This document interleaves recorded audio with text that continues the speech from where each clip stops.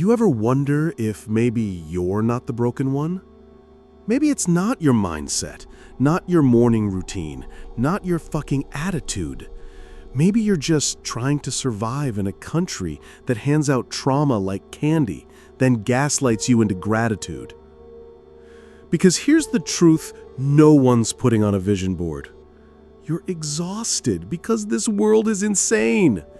You're drowning in student loans, fake smiles, filtered happiness, and deadlines that don't give a shit if you're falling apart.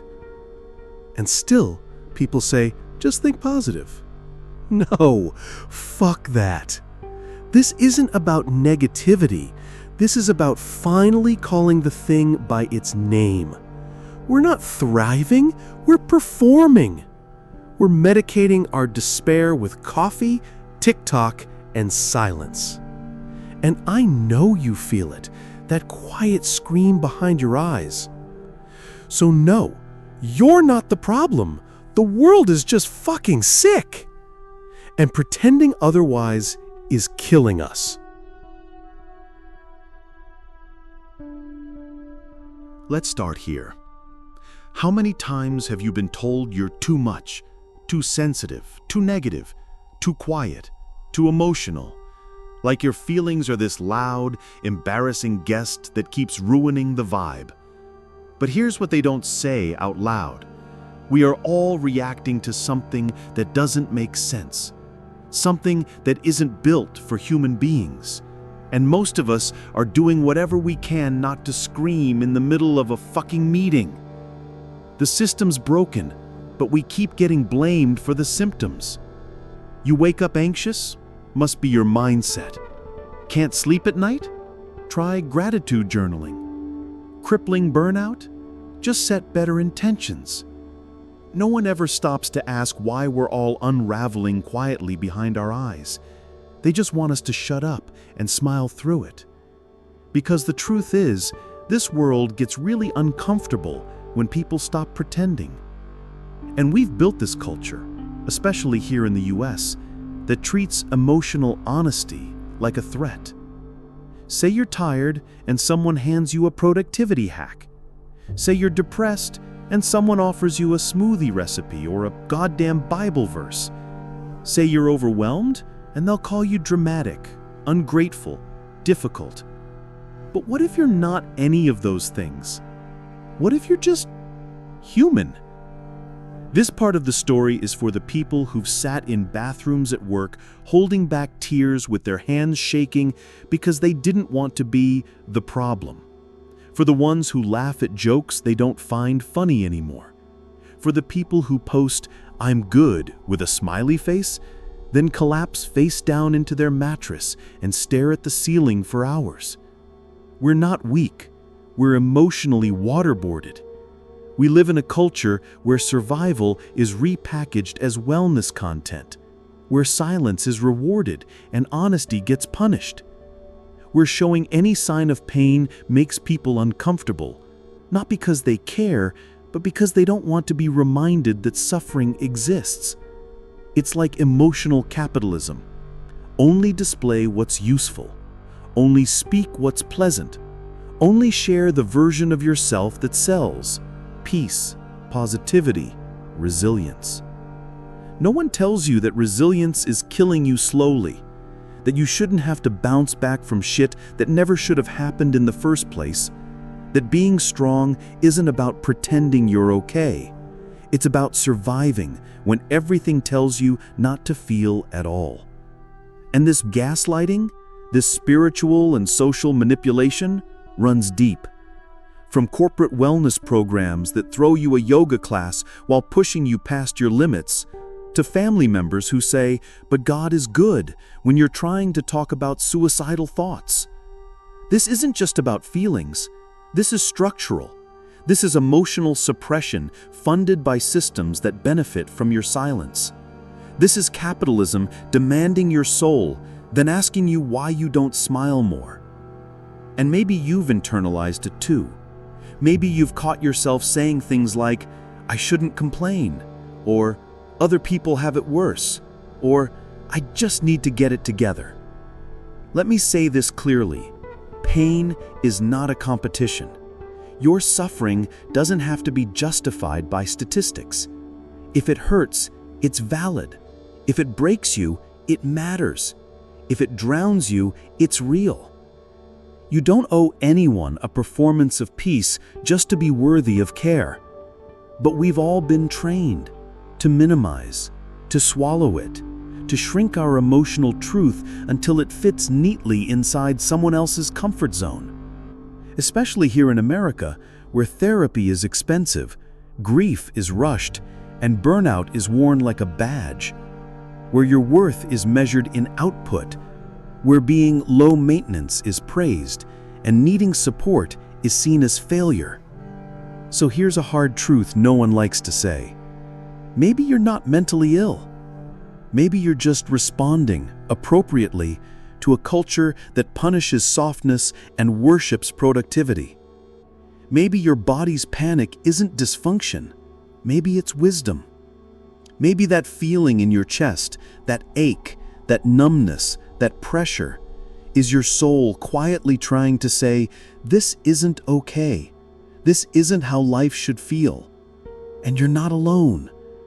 You're not the only one pretending to be okay in front of coworkers. You're not the only one crying in your car after visiting family. You're not the only one who feels like every "just be positive" post on Instagram is a slap in the face. You're not negative, you're aware. You're not weak, you're honest. You're not broken, you're responding like any sane person would in an insane world. Let that land. Let that stay in the room. Don't rush to reframe it.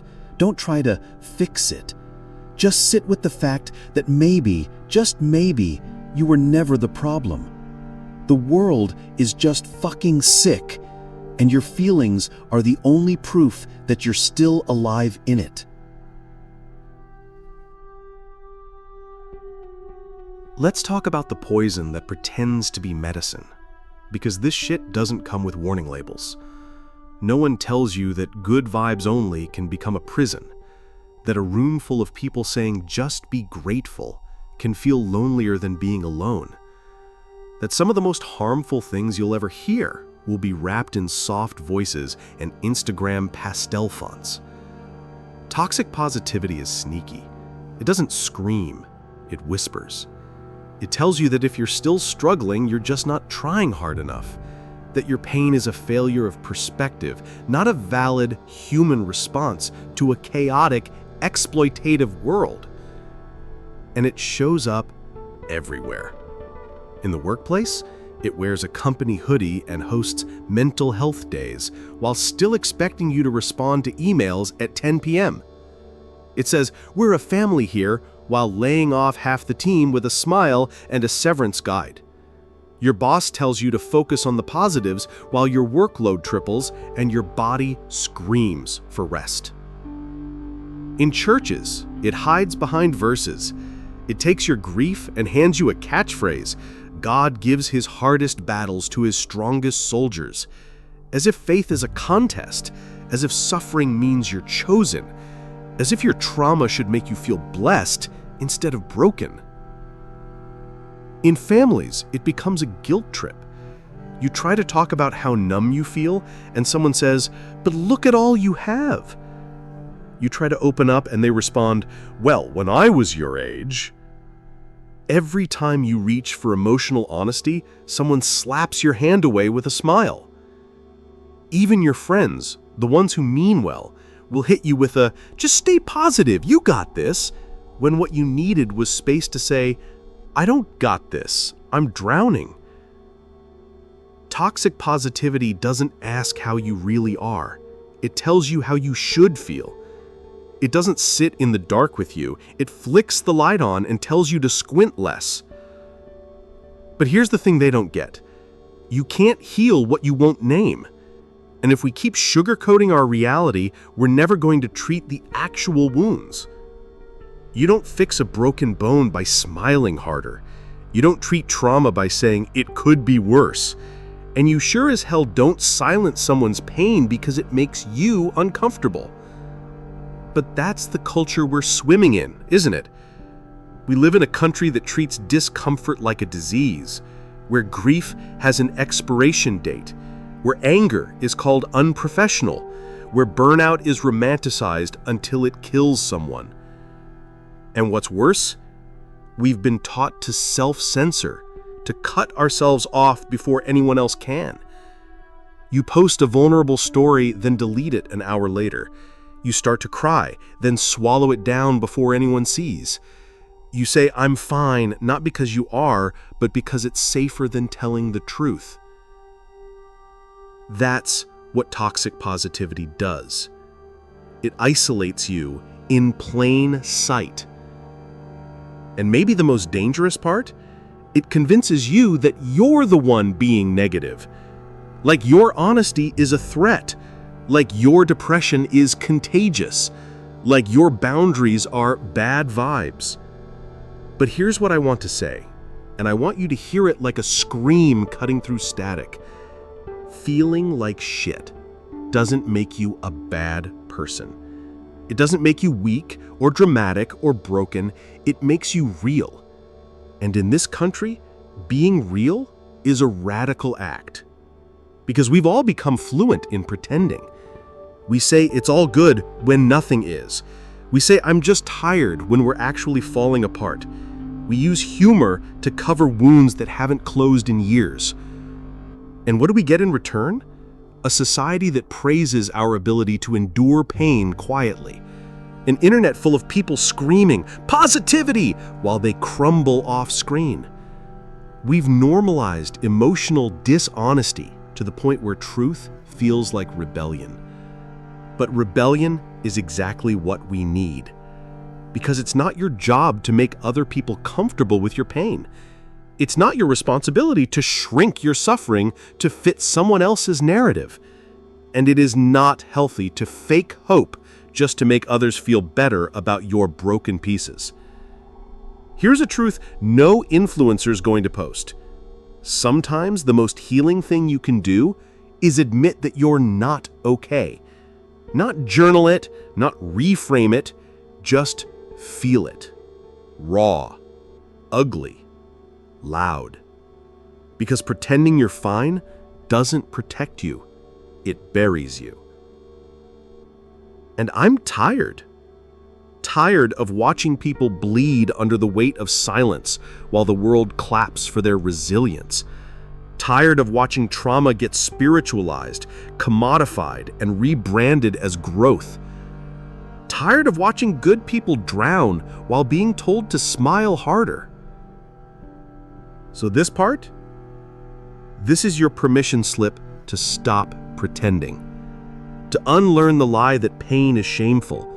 To throw out every empty, inspirational quote that made you feel worse instead of seen.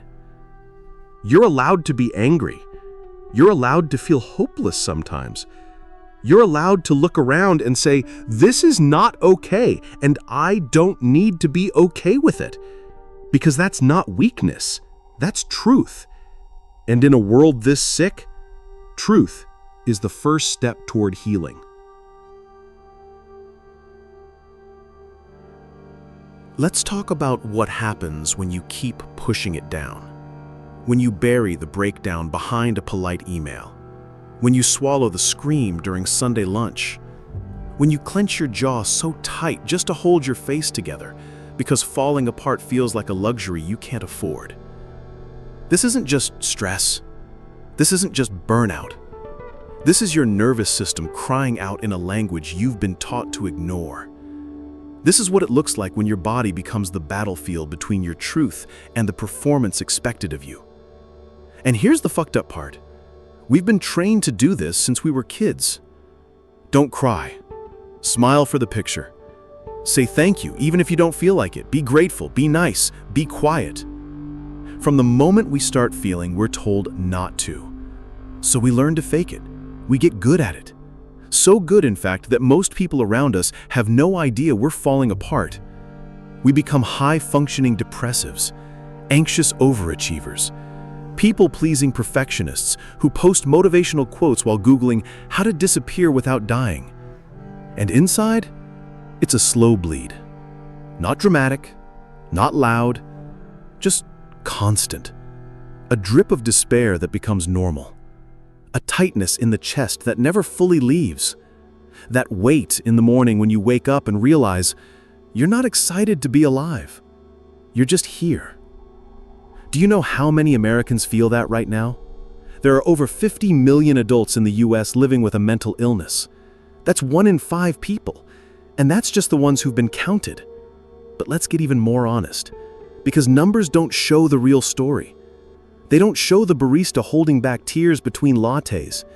They don't show the mom who can't breathe under the weight of quiet postpartum rage. They don't show the dude in tech making 6 figures who hasn't felt joy in years, but can't admit it because he has no reason to be sad. No one talks about how depression isn't always lying in bed. Sometimes it's showing up to every meeting, hitting every deadline, and feeling absolutely nothing. Sometimes it's smiling through dinner, scrolling through reels, and then crying quietly on the floor of your shower. And the worst part? We blame ourselves. We internalize the failure.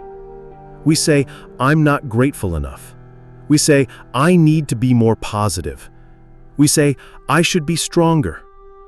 No one ever tells us, maybe your environment is abusive.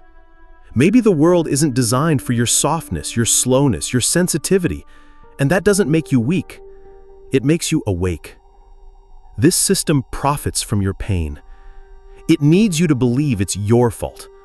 Because if you ever realized how many of us feel the same way, how many of us are screaming silently behind smiles, the whole illusion would collapse. Imagine what would happen if we stopped pretending. If we looked each other in the eye and said, I'm not okay either. That's why this part of the video is hard. Because it's not just information, it's exposure. It's me saying the quiet part out loud. It's me telling you that the numbness, the apathy, the disconnection, they're not signs that you're broken. They're signs that you've been surviving too long without rest, without honesty, without space to be real. And maybe that's what scares you most. Not that things are bad, but that this might be your new normal. And that is where the real damage happens. When suffering becomes routine, when joy becomes suspicious, when you stop even wanting to feel better because the idea of hope feels like a scam. But listen, there's nothing wrong with you for feeling like that. There's nothing wrong with you if you started to detach. It's not weakness. It's not a character flaw. It's a form of psychological self-protection. Because when you're not allowed to express pain, you start to silence everything. You don't just numb the sadness, you numb the joy too. You don't just shut down the grief, you shut down wonder, awe, connection. That's the cost of surviving this way. You lose the parts of yourself that make life feel like life. So when someone says, just stay positive, what they're really saying is, keep lying, keep pretending, keep playing the part. But you don't have to play anymore. You can stop right here in this moment, and say the thing you've been afraid to admit. I'm not okay. And that doesn't make me a problem. It makes me honest. And maybe, just maybe, that honesty is the first step towards coming back to yourself. Not to the person who pretended everything was fine, but to the one underneath. The one who remembers what truth feels like. The one who wants to live, not just perform aliveness. You're not broken. You're reacting exactly how a human being would in a culture that treats humanity like a liability. So don't let anyone call your pain negativity. Don't let anyone shame you into silence. You've been carrying the unbearable alone for too long. And maybe you've forgotten what it's like to be seen, to be heard. Not to be fixed, but to be witnessed. Let this moment be that. Let this video say what no one else had the courage to say. It's not you. It's the world that's sick. And pretending it's not is what's really killing us.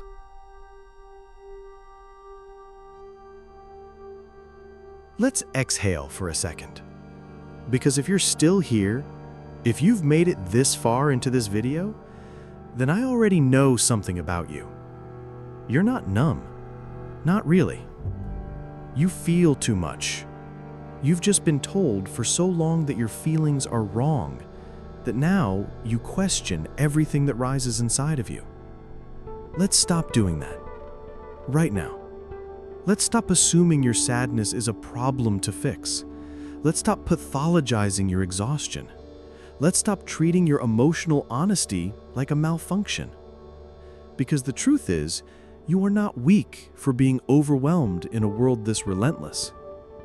You are not too much for reacting to cruelty, injustice, and pressure with fatigue and anger and grief. You are responding exactly how a human being should respond when life becomes too much. And maybe no one's ever said that to you in plain English. Maybe you've spent years feeling like an outlier, like you're defective for needing more rest, more time, more space, more truth. But you're not defective. You're sensitive. And in a world that glorifies numbness, that's revolutionary. This country, it celebrates the grind. It rewards the hustle. It praises you for sacrificing your health, your joy, your identity, so long as you meet the deadline, hit the goal, smile at the camera. But that's not wellness. That's compliance. And that's why so many of us are burning out silently, because we've mistaken silence for strength, because we've mistaken coping for healing, because we've mistaken pretending for surviving. You don't need to fix your mindset. You don't need to become more grateful. You don't need to just think positive. What you need, what we all need, is something deeper. Not motivation, not mantras, not more fucking noise. We need space. The kind of space where you can fall apart without being shamed. The kind of space where crying isn't seen as weak, but as human. The kind of space where you don't have to explain yourself to deserve compassion. And I know, that space is rare. Most people don't offer it. Most systems don't allow it. Most relationships don't know how to hold it. But that doesn't mean you're not worthy of it. It means the world around you has forgotten how to be gentle. So let me say this without trying to fix or rescue you. You're allowed to be tired. You're allowed to not be okay. You're allowed to need a break, even if nothing looks wrong from the outside. You are allowed to stop performing wellness for people who don't give a damn about your inner life. And if no one's ever told you this before, you don't need to earn your rest. You don't need to reach a breaking point to deserve softness. You don't need to prove how hard you've worked, how much you've suffered, how long you've kept it together. You are allowed to simply stop. Not forever, just long enough to feel your own body again. To breathe like a person, not like a machine. And I know some of you might be thinking, but if I stop, won't everything fall apart? Maybe. But maybe the thing that falls apart is the mask, the performance, the unbearable expectation that you have to be okay all the time. And once that breaks, what's left might not be weakness. It might be truth. Because here's the thing, your breakdown is not the end. It's often the beginning of something more honest, more grounded, more you. But no one tells you that. They just say, get back up. They rush you into recovery before you've even felt the loss. And you know what that creates? A generation of people who are half alive. Smiling, producing, hustling, and quietly wondering if it's always going to feel this hollow. You don't have to be one of them. You're allowed to want more. Not more stuff, not more goals, not more dopamine hits. More peace, more softness, more real. And here's a radical thought. You don't need to earn that either. You don't need to optimize your healing. You don't need to journal your way to peace. You don't need to turn your pain into a brand. You can just be. Sad, tired, confused, unsure, and still worthy of love. Because your value was never supposed to be tied to your productivity. Because your worth isn't a subscription you have to keep renewing. Because your existence, your breath, your heartbeat, your feelings are not liabilities. They're proof that you're alive in a culture that wants you emotionally sedated. And if you've been pretending for too long, you can stop right now. In this moment, you can lay it down, the mask, the hustle, the act, and just be here. With me, with yourself, with the silence. No fixing, no faking, no performance. Just truth. That's where healing starts. Not with answers, not with plans, with truth. And if that truth is, I'm not okay, but I'm still here, then fuck it. That's enough. That's everything. So here we are. No grand fix, no motivational anthem. Just you, breathing, still here. After everything you've been through, you're still here. And I want to pause and actually honor that. Not with clapping hands or some cute quote about resilience, but with silence, with presence, with truth. Because most people have no idea what it costs you to keep showing up, to answer messages when your brain is a fog of static, to go to work when your body feels like it's crumbling from the inside, to laugh at the right moments, nod at the right lines, keep your shit together while your insides are screaming for a break you can't explain. That's not weakness.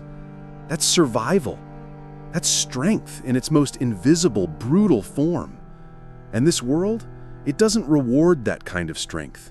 It doesn't see it because it's quiet, because it doesn't make money, because it doesn't fit the narrative of just push through and everything will be fine. But here's the uncomfortable truth. Sometimes everything isn't fine. Sometimes it's not a bad week or a rough patch. Sometimes it's years of suppressed grief. It's decades of learned self-betrayal. It's generational trauma wrapped in a smile and passed down like furniture. And still, you're here. Still trying. Still opening your phone and clicking play on a video that maybe, just maybe, says what you can't. That matters. Even if it doesn't fix anything, it matters. Because showing up to your own life, even in pieces, is an act of rebellion in a world that would rather you numb out, fall in line, and stay quiet. So maybe you needed this reminder. Your pain isn't proof that you're failing. It's proof that you're feeling in a world that demands detachment. It's proof that something in you still believes it could be different, that life could be more than this cold, mechanical routine of pretending. You're not lazy. You're not broken. You're not trying hard enough. You are exhausted. And exhaustion is what happens when a sensitive soul keeps trying to be strong in a system that rewards the opposite. So here's the last truth I'll leave you with. You don't have to be constantly improving to be worth something. You don't have to glow up your trauma. You don't have to find the lesson right now. Sometimes survival is the entire story. Sometimes the fact that you're breathing is a miracle. And if no one else has said this to you lately, I'm proud of you. Not for what you achieved, not for how well you're holding it together, but for being honest enough to admit that you're tired, for being human in a world that's forgotten how. This isn't a call to action. This isn't go journal or try harder or drink more water. This is a call to pause, to stop apologizing for what you feel, to stop making yourself smaller to make others comfortable, to stop swallowing your sadness just because someone once told you it was too heavy to share. You're not a burden. You're a person in pain, and that's not the same thing. You don't need to earn love through silence. You don't need to earn rest through productivity. You don't need to earn being seen by hiding your mess. So, if there's someone in your life who's always smiling, always saying I'm good, always deflecting with a joke, send them this video. Because maybe they need someone to say what they've been too scared to admit. You don't have to pretend anymore. You never did. And maybe, just maybe, they'll finally exhale, finally feel seen, finally feel not alone. Because none of us should have to go through this pretending we're fine just to keep other people comfortable. Let's be the ones who stop the performance. Let's be the ones who tell the truth, even when our voices shake. Because the world is sick, and we're done pretending it's not. If this hits something real in you, if you finally felt like someone said what you've been carrying, subscribe. Not for positivity, not for fluff, just for truth when you need it most.